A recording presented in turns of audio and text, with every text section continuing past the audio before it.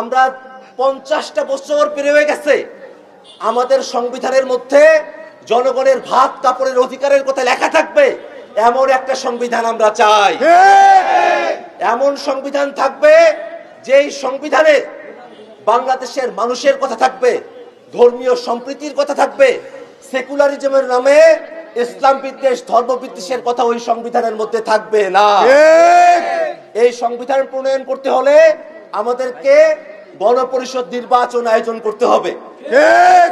সে কারণে সংস্কার বিচার এবং নতুন সংবিধানের দাবিতে সারা দেশব্যাপী এনসিপির যে জুলাই পদযাত্রা চলছে, এই জুলাই পদযাত্রার বার্তা আলমডাঙ্গা চুয়াডাঙ্গার প্রত্যেকটা ঘরে ঘরে আপনারা কি পৌঁছায় দিবেন?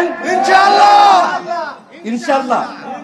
এনসিপির কার্যক্রমকে এগিয়ে নেওয়ার জন্য আপনাদের এলাকায় জাতীয় নাগরিক পার্টি এনসিপির যুগ্ম সদস্য সচিব মোল্লা মোহাম্মদ ফারুক এহসান আছেন।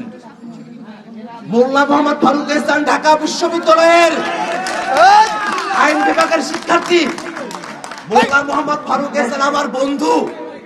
আমরা একসাথে হাসিনার ফ্যাসিবাদের বিরুদ্ধে দীর্ঘ সময় ধরে আমরা লড়াই করে এসেছি।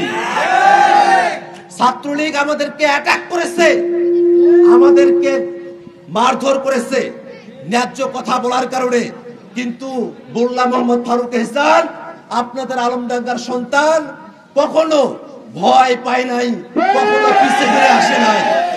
ওই মোল্লা ভাই এই কথা বলি, 24-এর আন্দোলনের সময়টাতে আমাকে যখন রিমান্ডে শাহবাগ থানায় রাখা হয়েছে, শাহবাগ থানার গারদ থেকে শাহবাগ থানার গেট হয়ে রাস্তা দেখা যায়। আমি দেখি লম্বা চিকন করে একজনকে ছাত্রলীগ মারতে মারতে রক্তাক্ত করে শাহবাগ থানার ভিতরে নিয়ে আসছে। আমি দরজা থেকে সামনের দিকে তাকায় দেখি সেটা আর কেউ না, সেটা আমার বন্ধু মোল্লা ফারুক এহসান। ছাত্রলীগ তাকে মারতে মারতে শাহবাগ থানায় নিয়ে এসেছে। আমি তাকায় দেখি হাত দিয়ে রক্ত পড়তেছে মোল্লা ফারুক এহসানের, পা দিয়ে রক্ত পড়তেছে, কিন্তু মোল্লা ফারুক এহসানের দুই চোখে কোনো ভয় নাই।